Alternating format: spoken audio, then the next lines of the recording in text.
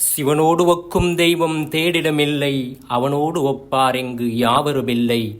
இதை நான் சொல்லவில்லை, திருமந்திரம் சொல்கிறது. 3000 தமிழ் செய்த திருமூலன் சொல்கிறான்.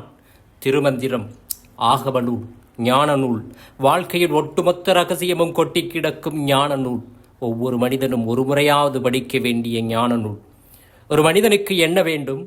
பணமா, செல்வமா? பணம் என்பது வெறும் பணம், செல்வம் என்பது ஞானத்தோடு கூடிய பணம். செல்வம் மகிழ்ச்சியை தரும், பணம் அதை தராது. ஞானம் உள்ளவனிடம் உள்ள 1 ரூபாயும் செல்வம்தான்.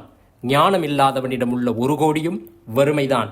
அறிவுள்ளவன் பணத்தை சம்பாதிக்கிறான், ஞானம் உள்ளவன் செல்வத்தை சம்பாதிக்கிறான். அறிவு, ஞானம்.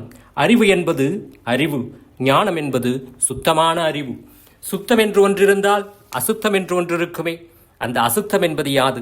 இந்த அறிவை மறைக்கின்ற அந்த அசுத்தம் யாது? ஆணவம், கண்மம், மாயை. இது நம் அனைவருக்குமே இருக்கிறது.